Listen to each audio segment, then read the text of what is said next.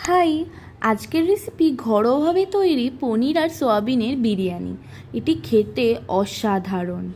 তারপর অ্যাড করতে হবে কেটে রাখা আলু, পনির, সোয়াবিন, পেঁয়াজ কুচি, রসুন কুচি, আদা কুচি, লঙ্কা, আরও দেখানো সমস্ত মশলাগুলো। এগুলো আপনারা পজ করে দেখে নেবেন।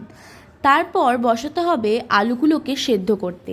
একটি প্রেসার কুকারে কিছুটা পরিমাণ জল দিয়ে আলু আর হলুদের গুঁড়ো আর একটু নুন দিয়ে আলুগুলোকে সেদ্ধ করতে বসাতে হবে। তারপর করে পেস্টটা করতে হবে শুকনো লঙ্কা, আদা, রসুন, টমেটো আর অল্প একটু পেঁয়াজ দিয়ে।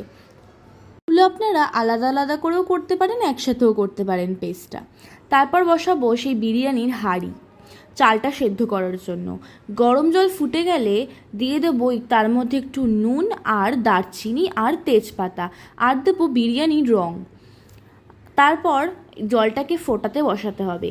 তারপর একটি কড়াই বসিয়ে তাতে জিরের গুঁড়ো, হলুদ গুঁড়ো, লঙ্কার গুঁড়ো আর একটু নুন পনিরগুলো ভেজে নিতে হবে। পনিরগুলো বেশি ভাজার দরকার নেই, তাহলে শক্ত হয়ে যাবে। একদম অল্প দুপিঠ ভেজে তুলে নিতে হবে। সেম কড়াইতেই আবার সেদ্ধ করে রাখা সোয়াবিনগুলো একটু লঙ্কার গুঁড়ো আর হলুদ গুঁড়ো দিয়ে ভেজে নিতে হবে। তারপর ওই ফোটা জলের মধ্যে দিয়ে দেবো আমি ভিজিয়ে রাখা চাল, বিরিয়ানির চাল।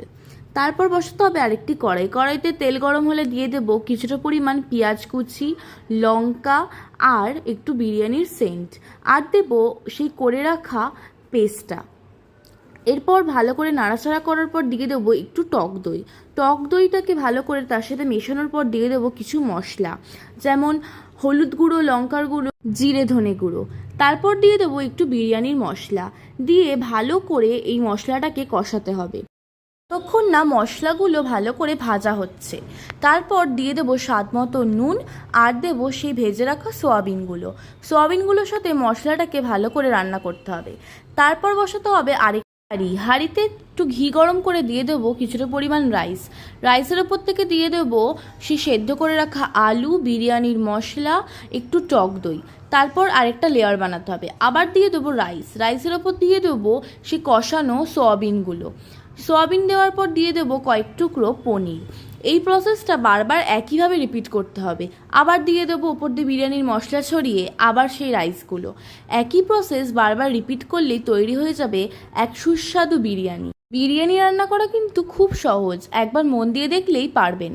তারপর ওপর থেকে বিরিয়ানির মশলা ছড়িয়ে আর কিছুটা পরিমাণ ঘি দিয়ে আর দিয়ে দেবো কেওড়া জল ওপর দিয়ে দেবো। আর একটু সামান্য দিতে হবে দুধ দিয়ে আস্তে লো ফ্লেমে বিরিয়ানিটাকে দমে বসাতে হবে। তারপরেই তৈরি হয়ে যাবে সুস্বাদু পনির